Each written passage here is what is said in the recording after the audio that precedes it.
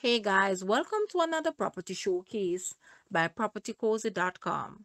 We have here a beautiful home that was recently reduced in price.